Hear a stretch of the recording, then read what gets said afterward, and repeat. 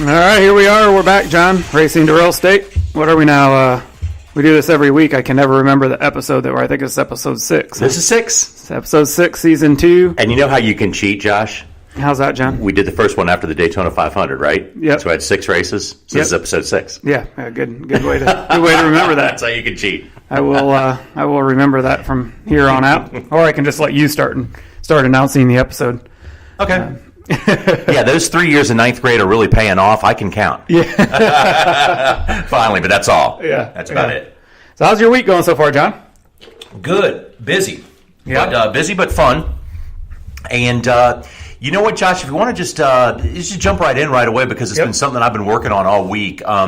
You know, the due diligence period in North Carolina is different. If you're listening to us from around the country, there's different rules in terms of real estate for earnest money and due diligence money. In North Carolina, we have a fee that's called due diligence. What that is it buys a buyer a period of time to conduct inspections. But when you write that due diligence check, and there's no formal amount for the due diligence check, there's a guideline and a rule of thumb, but it's negotiable one way or another. So when you write that check, what you're showing a seller is that you're bargaining in good faith. You have skin in the game. Here's a check. And that check goes to that seller. It's written out to the seller, and it stays with the seller no matter what happens. Yeah, non-refundable. Non-refundable deposit. Yeah. But the due diligence money also allows the buyer to walk away for any reason or no reason at all during the due diligence period. So that's when you do your inspections. So that's what we've spent a lot of the time this week with inspections on certain properties. And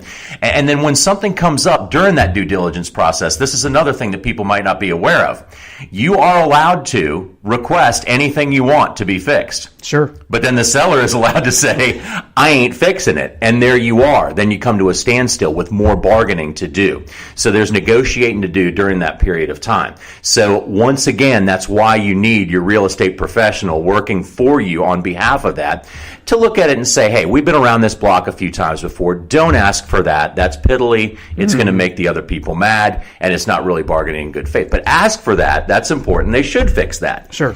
And that's the kind of guidelines we give. So that's what we've been doing mostly this week, is going back and forth over due diligence periods. But it's something that usually, and almost always, somebody from out of state needs to know what the rules are in North Carolina. And that's basically, in a nutshell, what it is. It's a sum of money you give the seller to take it off the market, because they may be losing other potential clients while you're doing your inspections as a buyer. And then hopefully everything comes together. There's nothing too terribly wrong with the house. You either fix it or don't, and you move on to the closing table. Yeah. But that's what this week's been like. Yeah, and I've been battling some of those same issues with a property that hopefully will have closing next week. And kind of been the same deal. You know, we negotiated a price. Our firm here, Anchor Real Estate, we represent the seller, and we negotiated a price with a buyer to purchase the house as is. You know, and in other words, as is meaning, you know, we still gave them a due diligence period. They had, you know, ample amount of time to do inspections, to get their appraisal done for financing, to get a survey done, all of these things, which they've done. But we did not want them coming back to the seller saying, hey, as a result of inspections, we're asking this, and that to be fixed. So obviously we had some inspections done, and the buyer has, I think, forgotten our conversation early on that it was as is, and they've asked for some repairs to be done. So it's been some back and forth between myself representing the seller and the other agent who is representing the buyer. But I think we have come to some common ground, thankfully. Nice. And hopefully that deal will wrap up next week. But that does make, you're right, that makes North Carolina a little different, John. We have agent friends all across the country. You know, I've traveled to a lot of real estate conferences on the West Coast and up north in New York and down in Florida, and I've got a lot of friends who practice real estate, you know, all over the country in multiple states, and every state is a little different in terms of real estate's governed at the state level. There's you know, real estate commissions. Each state has a real estate commission, and that's kind of the license law is state by state. So each state kind of does it a little differently, and North Carolina is very unique in the fact that we have that due diligence period and due diligence fee. And one thing, one of many things that you taught me when we first met was that when it comes right down to it, every contract in North Carolina, you basically are purchasing the house as is. That's basically what it says. Yep. You're agreeing to buy that house with the trouble that goes along with it, because there's always some issue with a house. No house is perfect, even a brand new house. Right. So basically it is as is, but then after that you do have that due diligence period and time to negotiate. Yeah. So everything's negotiable, but you're right. It's black and white in the North Carolina, offer to purchase and contract. That you're agreeing to buy the house as is, and the seller is not obligated to make any repairs. Yep. Now you do have, like you said, that due diligence period, and that is a time that the buyer can go back to the seller via their agents and try to renegotiate price or try to negotiate some things to be fixed. But the seller does not have to agree to that. The seller can say, hey, it's an as-is contract, take it or leave it. And then it's just the buyer's decision on whether or not they want to walk away and leave their due diligence money on the table. Yep. Or if they want to buy it as is and move forward, But it does, we say it's different. I've referred a lot of clients to other states, and while I'm not licensed in those states, I can't physically help that client with their property purchase, but through referring to other states and relationships with other agents, I've become somewhat familiar with license law in some other states. And while we're unique in the due diligence aspect, most other states have what they call an inspection period, or they have contingencies in their contract. So you can write in an inspection contingency or a finance contingency. The big difference is that buyers coming from out of state are always thrown off by in North Carolina, is that in those other states, when you have that inspection period or that contingency clause, you're typically not buying it. There's not a fee up front associated with, okay, I have an inspection period, or I have an inspection contingency. Normally that's just part of the contract, and you only pay one fee as a buyer up front, and that's your earnest money deposit, which is refundable to you if you terminate the contract within your contingency date. Yeah. Right.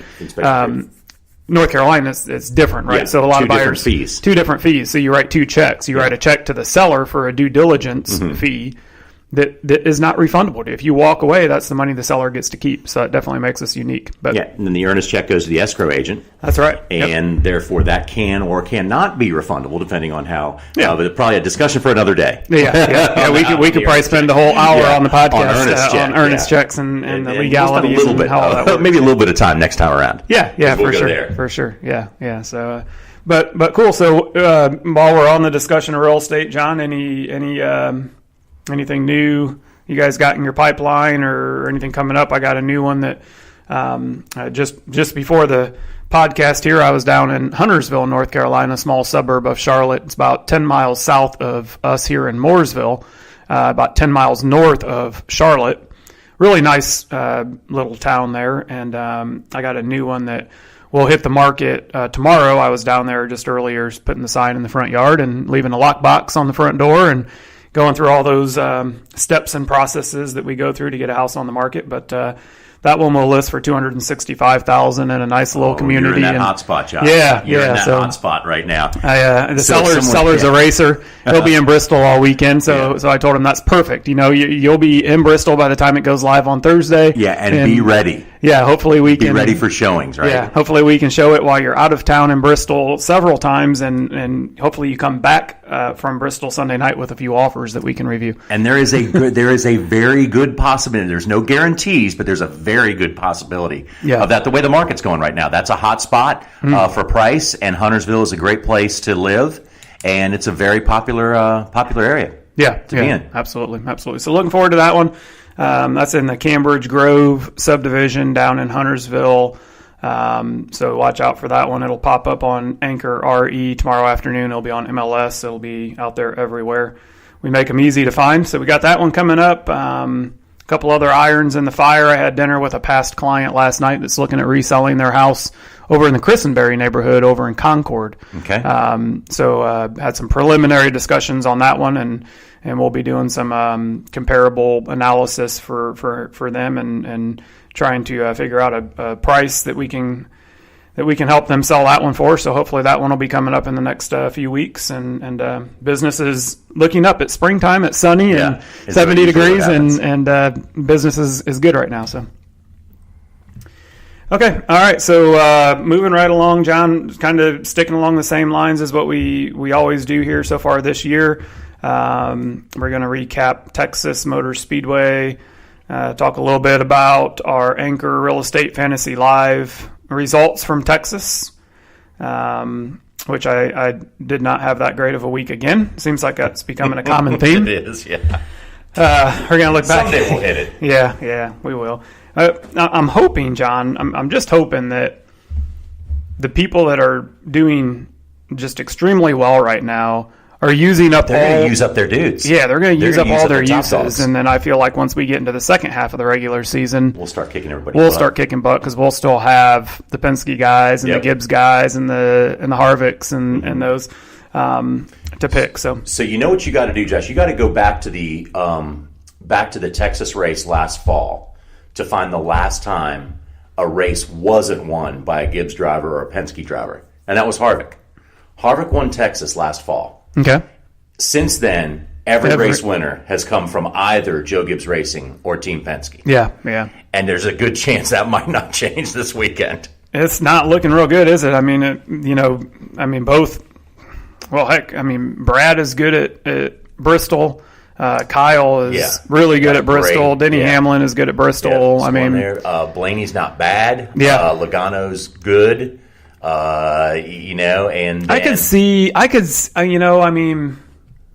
I would have guessed that Martinsville could have, been an upset for that statistic too, and then Keselowski ended up leading 450 of the 500 laps and made us all, look crazy. But I could see Bristol upsetting that stat though.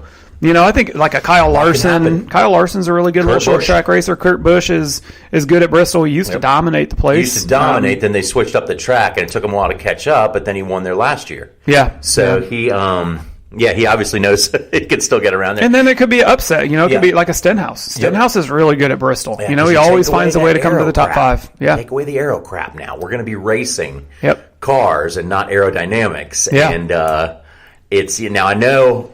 That was a situation people said going into Martinsville.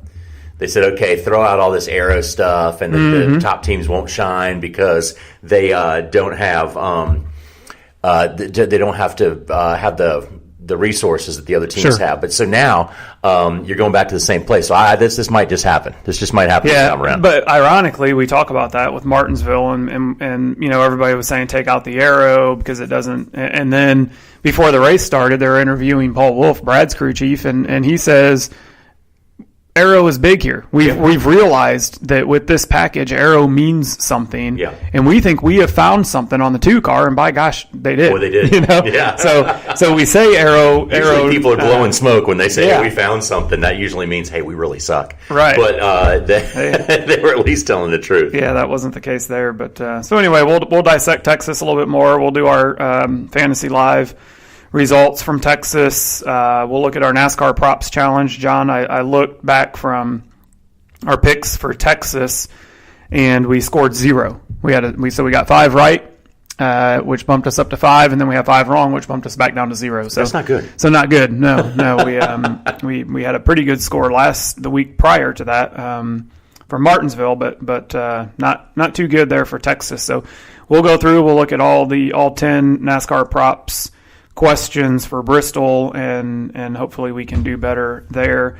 We've pretty much gotten people up to speed on the real estate market, so I don't know that we need to talk much more about that. We'll do our normal clear to close.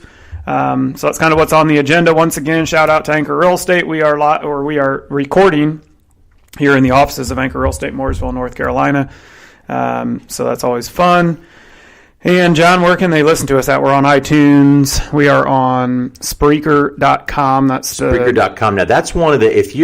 Do you have to be a subscriber at Spreaker? No, you don't. So you can go to Spreaker.com and listen to just thousands and thousands of different podcasts. Mm-hmm. So Spreaker has a back end that we subscribe to as the people creating podcasts, and we use their software to create the podcast, and that is a paid membership. But if you just want to go listen, you can go to Spreaker.com and you can listen to our podcast or a host of others. There's a bunch of them on there. YouTube? Yep, we're on YouTube. We usually post our podcast to social media, so you can look for us on Instagram, Facebook, Twitter at Racing to Real Estate. And just for the record, Josh does that stuff. I could mess up a phone call or an email if necessary. So yeah, just for the record, that's how that gets to the electronic cyberspace world. Yeah. It's pretty easy. I don't have any difficulty with it, but that's why I defer to you. Cool. All right. Well, John, let's jump in. Let's talk a little bit of Texas. I know there was still a lot of drama and debate about qualifying at Texas. I didn't get a chance to watch qualifying Friday, unfortunately, and I also missed my qualifying pick for our Anchor Real Estate Fantasy Live league. But I was just flat wrong. It's flat wrong. I thought Truex was going to get the pole. But here's what happened in qualifying is that they left that discretionary window open.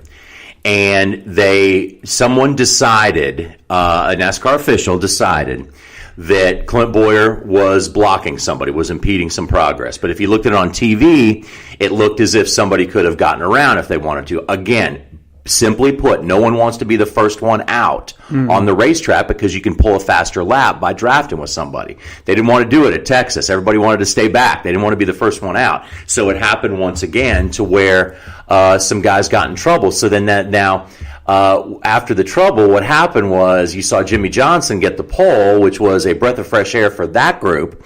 Byron started on the front row with him, and they both ended up with great finishes. So if there's a silver lining in the whole thing, that really helped Hendrick Motorsports and Jimmy Johnson, because other guys that may have been a little bit faster didn't qualify because of the so-called violation and the discretion. So we're away from that this week. Don't have to talk about it this week, but we'll be talking about it in weeks to come. Yeah, so we're kind of on our short track swing here, they call it. So we had the West Coast swing, and now we have Martinsville, which was a short track. Then we went to Texas, but now we get a couple more short tracks with Bristol and Richmond.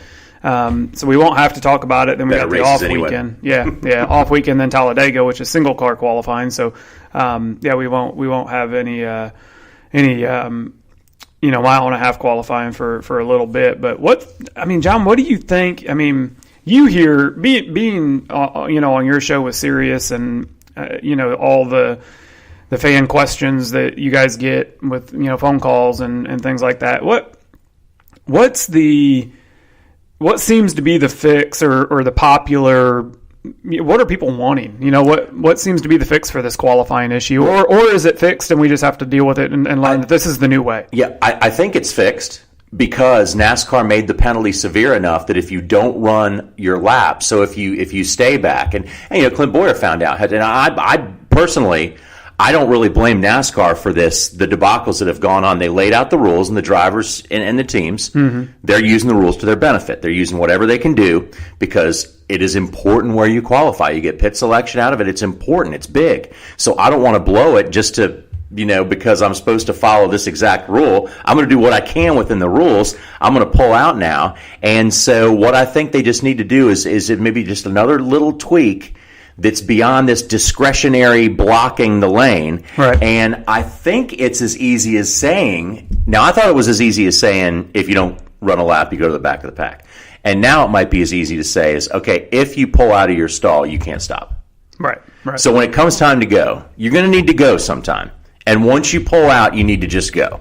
Yeah. You can't no stopping on pit road once you exit your stall. Right? Yeah, because we implemented pit road speed because people were flying down pit road. That was for safety. So we got pit road speed during qualifying. And it's mandatory to take a lap during qualifying because the fix is not. And I had like 2 people talk to me by Twitter, tweet me and say, oh, I don't mind single car qualifying. I'd like to go back to it. And I said, okay, well, you want to go back to dirt tracks and moonshine and North Wilkesboro? No, we moved away from those things for a reason. You moved away from single car qualifying for a reason. Now you can't go back. That's not the way to go back. And then NASCAR said they molded over. They said, do we just go back to single car qualifying? And that's not the way to do it. That's not the way to go. Let's not do that. Yeah. When do you think, or I guess what is your thought about, is there a time where NASCAR says, let's just nix qualifying? let's just say, okay, we got our hour and a half practice session on And Friday fastest- morning. and fastest in practices. Yeah, and we're going to line the race up based off of Friday's practice session. That's your qualifying session. Yeah, and that's your qualifying.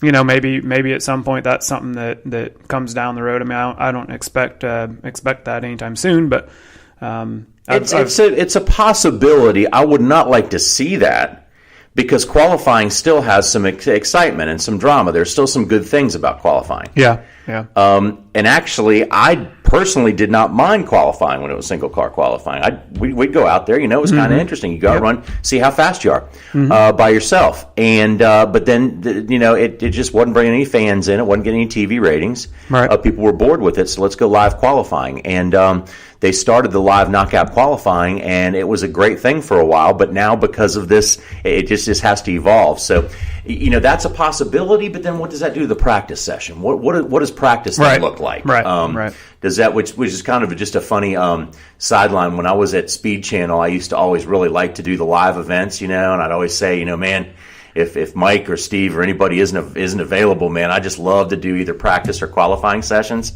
And guess what? The first thing that happened, they said, "All right, John, then you get to do single car qualifying at Talladega." Oh, it was boy. almost 4 hours. Yeah, and they still do single car qualifying at Daytona and Talladega. It is a long show. You empty every bit of knowledge you have in that. Yeah, that's a lot of fill-in talking. I still enjoyed it, but yeah, for sure. It was still fun. Yeah, so I don't know what the answer is there, and maybe we've already got the answer, and we just need to give it a few weeks or a few of these types of races, for qualifying to get it to play out. I mean, I think the drivers will eventually figure it out on their own, right? They will. They don't want to start last. Yeah. So they're only going to not take a time once or twice, right? And then realize, okay, this isn't making sense. I'd rather at least start 12th by taking a lap. So I think eventually it'll work itself out, and it may be a couple more weeks of weirdness or something different than we're used to watching, but eventually it'll probably all work itself out. Yeah, and also, Josh, but this is not. I mean, NASCAR is not stupid on this. I mean, they don't want it to look foolish or rob a fan. But let's face it, this is not the witness protection program. You want people talking about you. So now I'm actually, as a fan, I would be more interested in qualifying. I'm more likely to watch qualifying now. Last year I might not, because I know all the rules and it was just qualifying. You go on your evil rectangle, you find out who's got the pole, right, or who's starting where. Now there might be something going on in qualifying. There might. Let's tune in to see who does what. A little different strategy now, for sure. Yeah, I think so. So it's not. It's not really. I don't think it's any type of end of the world thing. It's got people talking, and but it would be nice to have them figure it out and just go back to competition. Yep. So speaking of figuring it out, it looks like Kyle Busch continues to have things figured out. He won the truck race. He won the Xfinity race. Was going for the weekend sweep. Yeah. On Sunday, came up a few spots short due to some pit strategy and different things. But he continues to have things figured out so far this year. Yeah, if I'm not mistaken, I believe that he has one more shot for the weekend sweep, and that's at Charlotte.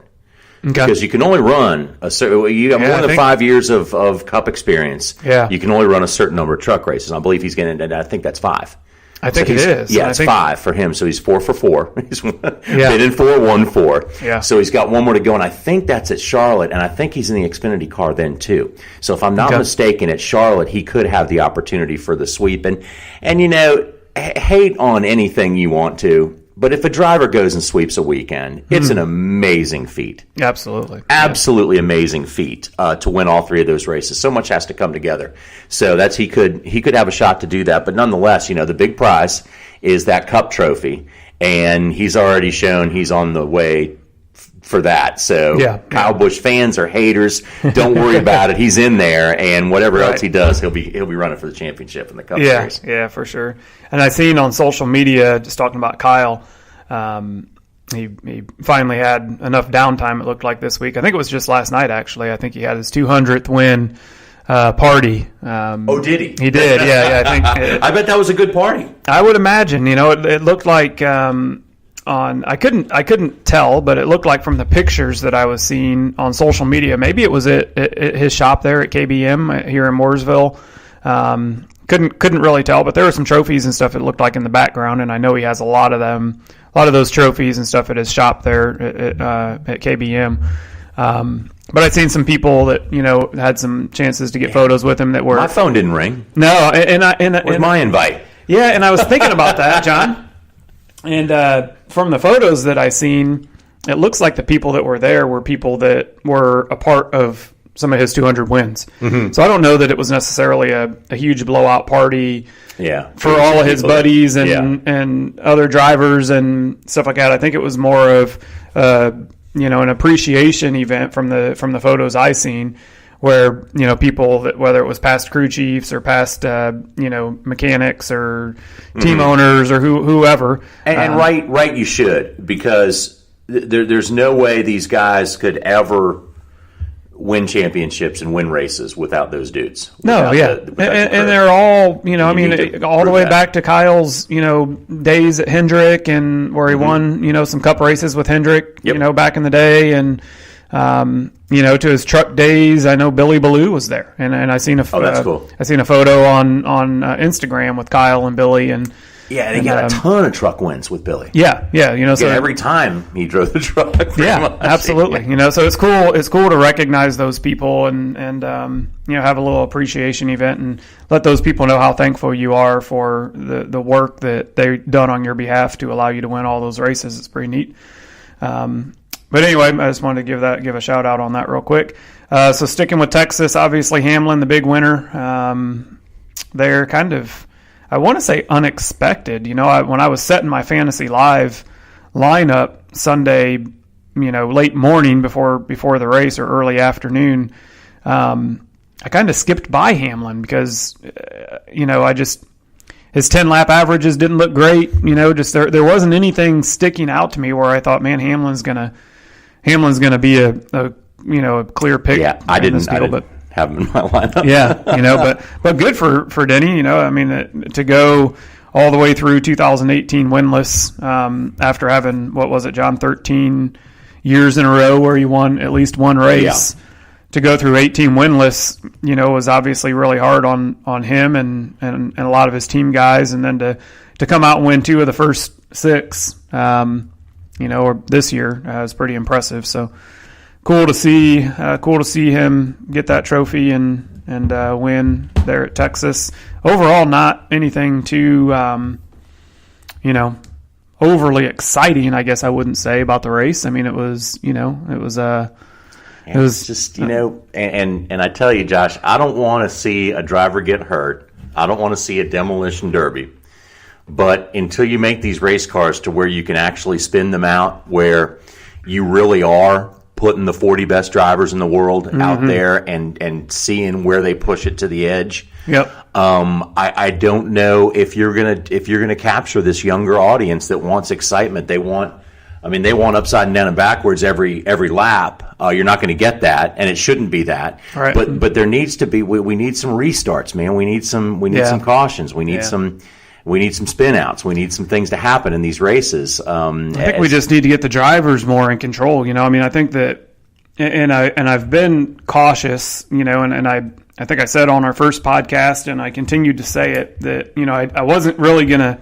I didn't really want to give an opinion on this package really before Charlotte. I wanted to see 3 or 4 of these downforce tracks to see how the teams adapted to them, and I think Texas was the third time we've seen this aero package. But so far, John, I got to say, and I know I'm doing something I said I wasn't going to do. I wasn't going to really comment too much on it before Charlotte, but I don't know if I'm 100% sold on it.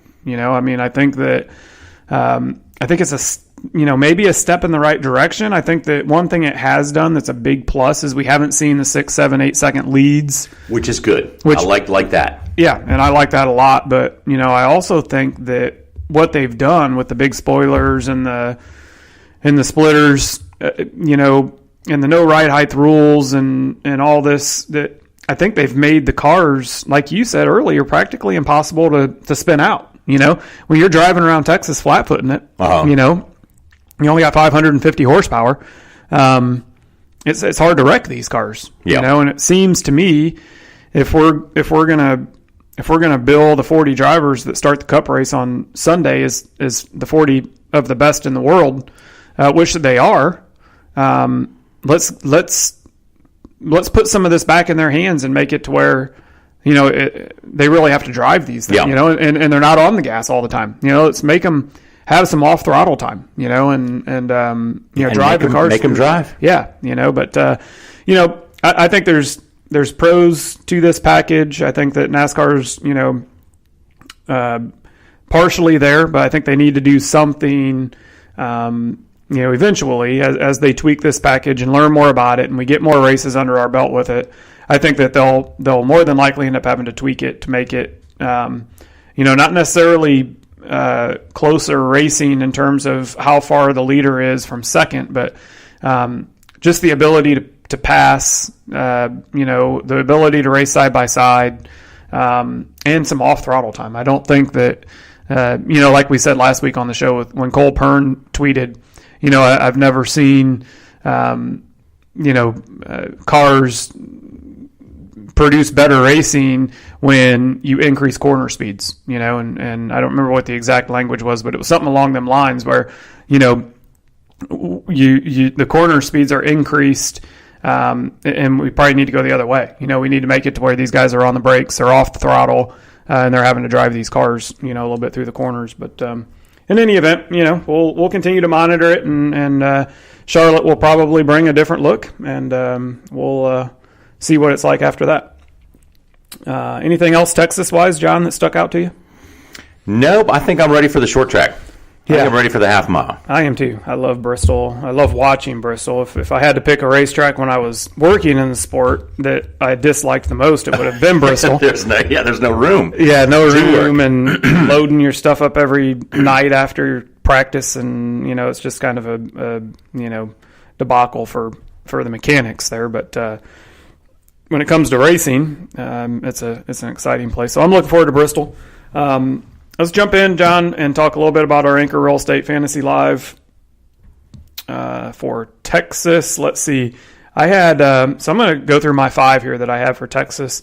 And when the race started, I thought, man, I'm crazy here to do this. I'm kind of going out on a limb here, but and I did. You know, it didn't fan out real well for me. But my 5 starters, I had Jimmy Johnson. I had William Byron. Jimmy, that was my second time using him. It was my first time using William. I had Daniel Hemrick, which really, really disappointed my lineup. That was my first time using him. I had Kurt Busch, which ended up scoring 30 points on Busch, so it wasn't a terrible pick. That was my second use for him this year. And then I had Paul Menard. I got 20 points off of Paul Menard, and that was my first time using him. And then my garage driver was Ty Dillon. And I would have scored. I almost put Ty Dillon in replace of Hemrick in the second stage, and I decided not to.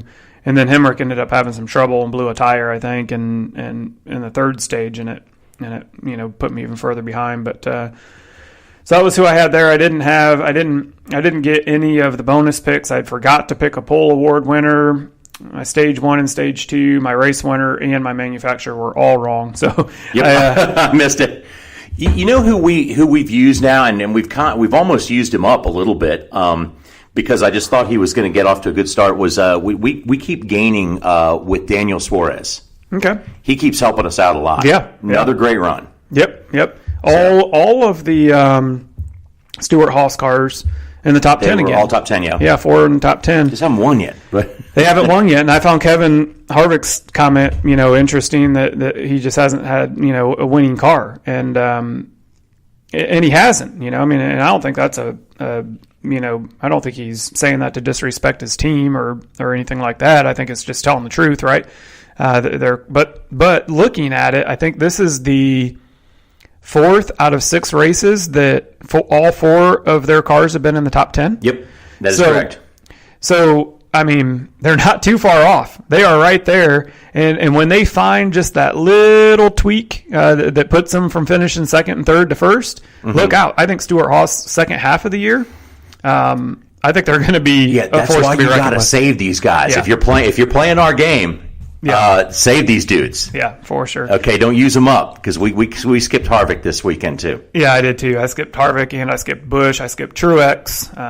You got to save those guys for the chase races too. And well, it kind of resets for the chase. So after 26. Oh, it's 26. Okay. Yeah, so you get 10 uses on every driver through the first 26. For 26, and you reset. Okay. Yeah, you reset, but then you still got to save them. You do, because we're only 6 races into, so we got 20 races left. So those people that have already played, Kyle Busch 4 or 5 times out of the first 6 races, they got 20 races to go with only a few uses left, and that might hurt them.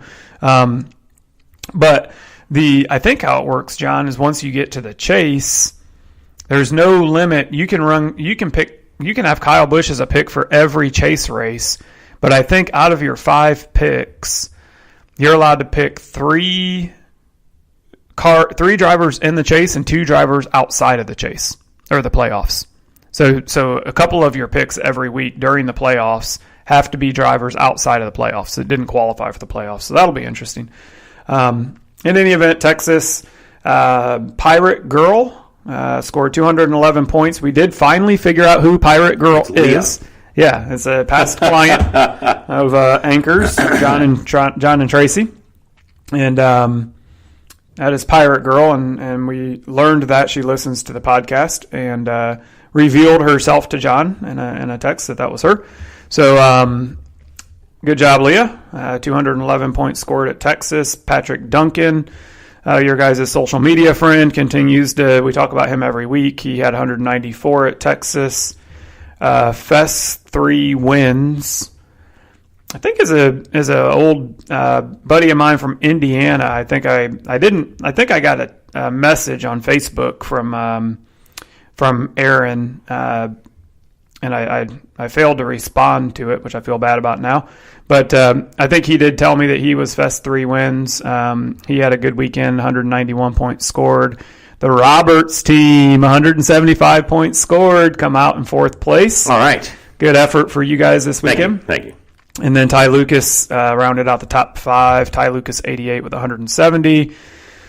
Other notables, LKN Broker as myself. I scored 137 points and finished 11th place. So not too good there at Texas. Let's take a quick look, John, at the overall. Pirate Girl is leading overall standings, 1,390 points. We got Tyler Lucas in second. Rubin is racing. Is Mike Thomas. Not sure who Mike Thomas is. Mike Thomas, old buddy of mine, photographer, video photographer. Okay, yeah. So he is overall 3rd place in our league with 1,375 points scored. So that's a good. Yeah, Mikey knows his racing. Yeah, he must. Chris Owen is in 4th, and Patrick Duncan is 5th with 1,329 points. LKM Broker is me. I'm in 10th overall with 1,216 points. And the Roberts team has moved from, you're tied, John, actually. You're tied for 14th. All right. At 995 points. Okay. So you are no longer in last place. In last place, technically. You are tied for it. Yeah. All right. So you guys are on your way up. You told us that after missing Daytona, don't worry, we will make our way up. And we're starting to see that. So that's pretty cool. All right. Let's jump in, John, here to look at some of our props. Challenges. Texas Motor Speedway, like I had mentioned, we got 0 points. So we have 5 right, 5 wrong. And the way it works on props challenges, you get +1 for every one you get right. You get -1 for every one you get wrong. So a lot of people would look at this and say, I should have a 5 because I got 5 out of 10 right. Well, it don't work that way. You get penalized for wrong answers, which is good. You should. So 0 points. We're going to do better at Bristol. So let's look at Bristol here. Let's go through all 10 of these individually, John. Let's go ahead and fill out and pick our props challenge. NASCAR.com. This is free to play. So if you're not currently playing, go ahead and sign up for a free account and play along. It's a lot of fun. All right, question number 1 for Bristol. The Busch brothers won both races at Bristol last year. Which one will have the higher finish on Sunday, Kurt or Kyle? Kurt. You say Kurt. I'm saying Kurt. Okay. I'm going out on a limb. That may be stupid, but I don't know how much of a limb that is. Kurt's really good there. Kurt's he won really there good last year. Kyle's And also maybe really good there Kyle's too. though. really good there. So, Now, you don't have to agree with me, Josh. You can put in what you want because you have the controller. yeah. Man, that's a toss-up to me. I don't consider picking Kurt going out on a limb necessarily. I think that's a tough one to answer, So I'll go with you on that. We'll say Kurt, and maybe that's one that will change on Sunday before the race. All right, question 2. The last 4 spring races at Bristol have seen an average of 17.25 lead changes. Are we over or under 17.5? Under. Under 17.5 lead changes. Yep. Yeah. That would be because that's not just that's a different driver, right? No, that's total lead changes. changes. Yeah. Okay, so that's not saying 17 and a half different leaders. Okay, that could be with 4 different leaders, but they change lead that many times. I still say under. I'm still saying under, even with the clarification. The only thing that makes me want to hedge towards over on that, John, is that so far this year we've seen a lot of green flag racing, and green flag racing produces lead changes because those people are coming on and off pit road during green flag pit stops, and a lot of lead changes during that. So I think I'm going to say we're going to see over 17.5. 500 laps at Bristol. I mean, it's, I think we'll see over. You made a great argument and you convinced me. All right. So here, moving on, number 3, Denny Hamlin's lone win at Bristol came in 2012. Will he add another victory to his resume after his strong performance last week? I say no. Yeah. These things are hard to win. These things are just hard to win. They are. I mean, just going on odds, I'm going to say no, just because there's 39 other people that really want to win that thing just as bad as him. Okay, number 4, the average start position for the race winner the past 6 races at Bristol is 10.6. Will Sunday's race winner start inside the top 10? I'm going to say yes. I think so, too. I think so. Yep. Hard to pass. This is hard to pass. It's just tough. And Bristol is no different. I mean, it's a tough track to pass at. All right, question 5. NASCAR Props Challenge for Bristol Motor Speedway. Alex Bowman has an average finish of 6.5 at Bristol. Will he finish inside the top 10 this weekend? No. No top 10 for Alex Bowman. Yeah, sorry. Yeah. I love you, Alex. All right. You got their whole the organization is struggling a little bit right now. They are. They're not going to be top 10. It's tough over there. I hope I'm wrong. Yeah, I hope so too. But they are struggling. A glimpse of light at the end of the tunnel after Texas, I think. But with Jimmy having a good run and William Byron ran up front some throughout the day, but Texas is a much different animal than Bristol, so we shall see.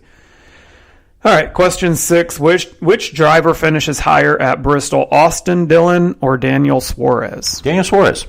Yeah, you've kind of been leaning on him. I'm on the bandwagon. You're on the Daniel Suarez bandwagon right now. You have been using him up some in your fantasy league, so I'll go with you on that. We'll say he will outrun Austin Dillon.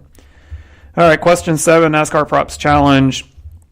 Will more than one driver lead 100 laps or more on Sunday? Yes. Yes, I agree. Yeah, because you got 500 to choose from. And 500 laps. Yeah, so 500 laps. Yeah. So that just means that like 2 different drivers will lead more than 100. Will lead 100 laps or more. Yeah, probably. Yeah, absolutely. Yeah. You're probably right. Yeah, because you got to think about these. Sometimes they throw. I always have to think about that. And I mean, a fuel run at Bristol is over 100 laps. Over 100 laps, yeah. So I mean, it ain't like you're going to have green flag pit stops in less than 100 laps. So yep. So that I feel confident with that. Yeah, I think you're probably right. All right, question number 8 here. Over under 7.5 different leaders in Sunday's race. Okay, so this is the one I was talking about earlier. Right. Different people leading the race. That's where I'm saying, and 7.5 is the number? 7.5. That's a tough one. It's about right on. Yeah, because that's what I would have guessed. Maybe 6 or 7 different lead changes or drivers leading there. Okay, gut feeling is fewer. Yeah, under 7. I'm kind of with you on that. The only thing that kind of goes back to what I said as far as total number of lead changes. I mean, if you start rolling through green flag pit stops, it's not necessarily uncommon to have 3 or 4 or 5 different leaders just through green flag pit stop sequence. True. So if you go through 2 different green flag pit stops, I could see where 8 different drivers could lead Sunday's race. But my gut is telling me less, so I'll stay with you on that. We'll say under. All right, question number 9. Matt DiBenedetto's career best finish of 6th came at Bristol. Will he finish inside the top 10 on Sunday? No. You don't think? I don't think Matt DiBenedetto's top 10 this week. Yeah. Man, he's good at Bristol, though. Yeah. I do think, I think he's good there, and I think that team has, started showing a lot of improvement, getting better and better.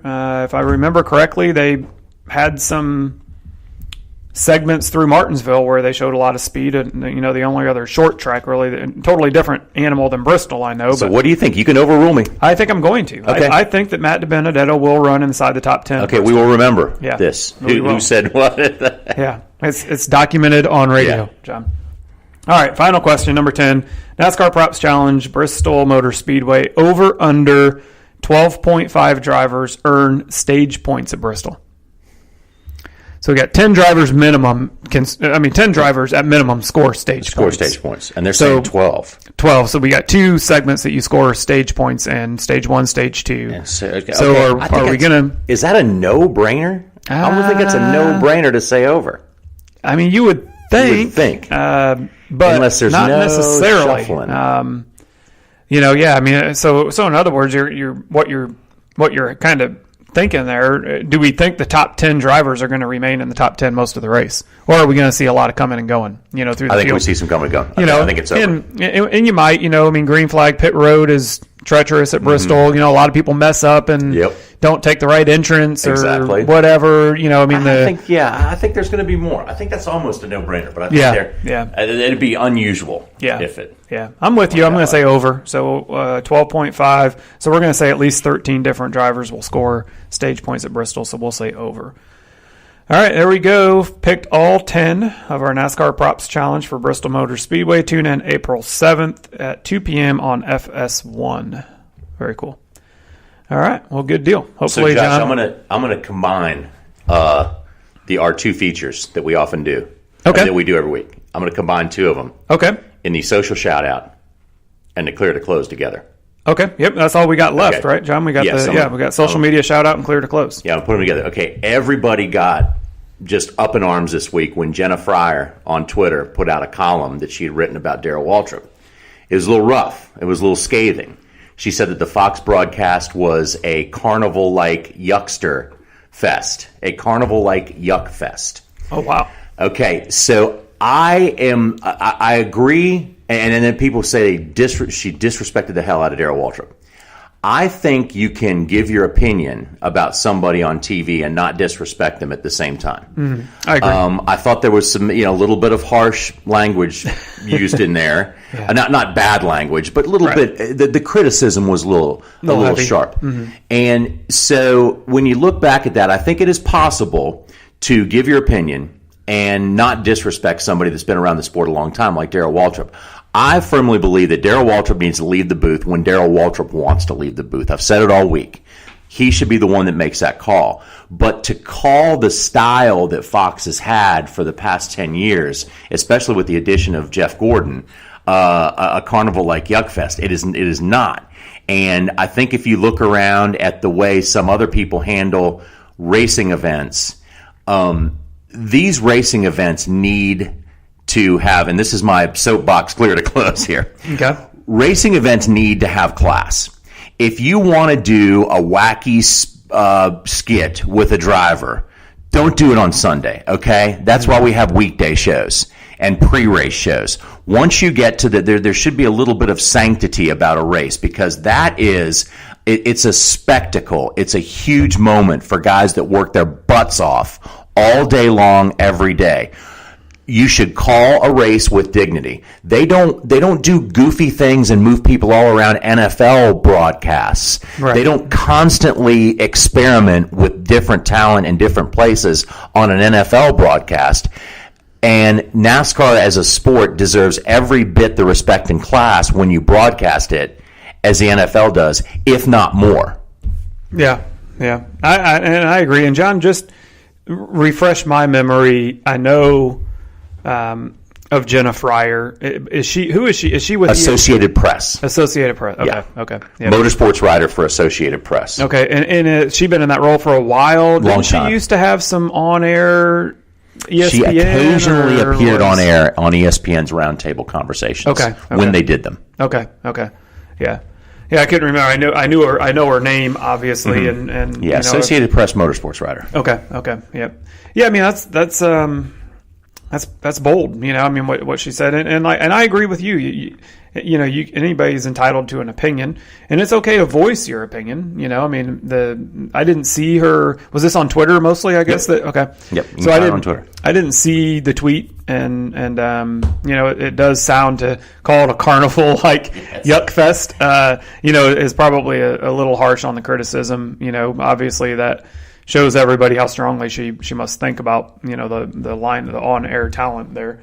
And I tend to also agree with you to some degree that Darrell Waltrip should exit the booth when he wants to, as long as as long as they don't feel like it's becoming a ratings issue or something like that. Which I don't necessarily know that it's at that, but yeah, interesting conversation, and I agree that there's a time and place to have kind of the extracurricular funny little skits, and there's a time and a place not to, and probably Sunday morning in your pre-race show or during the lineup isn't maybe the best time to have some of that stuff going on, but overall, I think both of the major networks that televise NASCAR races, whether it's Fox or NBC, I think they do good jobs. I think they have phenomenal talent in the booth. They have each side has Hall of Famers, and I think that both sides do a great job, and hopefully they can continue to do so. So, but that's a good one. Good little shout out there, and I did see some of the I seen a lot of stuff from Dave Moody on that on Twitter last night. So I figured that there was something said that spurred that, or that kind of stirred that whole thing up. I just didn't know what the source was, so I'll have to go back and look at that a little bit more. Kind of already blew my social media shout out. The only thing that stuck out to me was the stuff on social media that I seen last night surrounding Kyle Busch.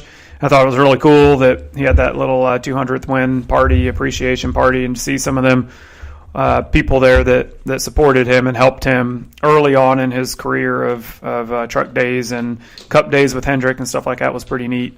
So shout out to him for doing that, and obviously for all of his success. So quickly, John, clear to close for me. I just kind of recap my schedule a little bit or talk about my schedule in the past. And I got a chance, and we got a few minutes left here, but I got a chance last Friday to go down to Greenville Humane and Greenville Humane Society, and they're a large animal rescue and adoption facility. I think in 2018 adopted over 6,100 animals, dogs and cats only. They do no exotics. And they also have their own medical clinic there where they do in-house spay and neuter on dogs and cats. And they do low-cost spay neuter for the public. So got to go down there on Friday. We got an in-depth tour of their facility, just trying to learn a little bit, anything that we could pick up on for our new facility that we're getting ready to open up here in June. And I have to tell you quickly, John, that I was not expecting part of that tour to walk us through their medical center through active surgery rooms. And I have a little bit of a weak stomach, Yeah. So as do I. Yeah. So, I mean, when they walked us into a surgical room where there's 3 veterinarians there actively doing spay and neuters on dogs that are under anesthesia. They are just passed out on their back, and they have, literally the dogs were cut open, and it was all, it was just right there, right? So that wouldn't have been for me. No, I was not expecting that. We walked in there, I seen it. I think I became pretty pale and flush, and I think the surgeon that was doing the surgery said, if you're having a hard time watching this, please look away, and I did immediately. We stayed in there for probably 3 or 4 minutes. I was down there with Jonathan Zolman, who's on our board. He's actually our secretary on the executive committee for Lake Norman Humane, and he was a trooper.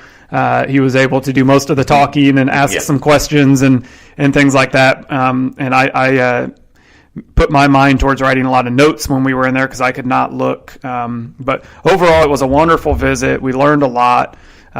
They do wonderful things down there at Greenville Humane, and certainly appreciative of them meeting with us and spending a couple hours there touring us through the facility and giving us a lot of insight on how they have grown their facility. They started in 1930. Dang. So they have been around for almost 90 years. Wow. And so we were able to learn a lot. They have obviously been through a lot over them times, and they shared a lot with us. So big shout out to them. We appreciate that. Looking forward to this week, the rest of this week. Not too much going on calendar-wise. We got that new listing that I mentioned coming out.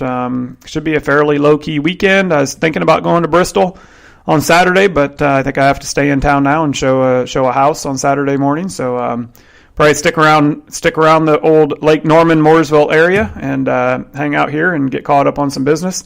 Other than that, that's about it. So I think that wraps up our episode 6, John, of Racing to Real Estate. Make sure you check us out on social media. Give us a follow. Give us a shout out. We love to hear from all y'all, and we will be back same time, same place next week. Thanks a lot, everybody. See ya. See ya.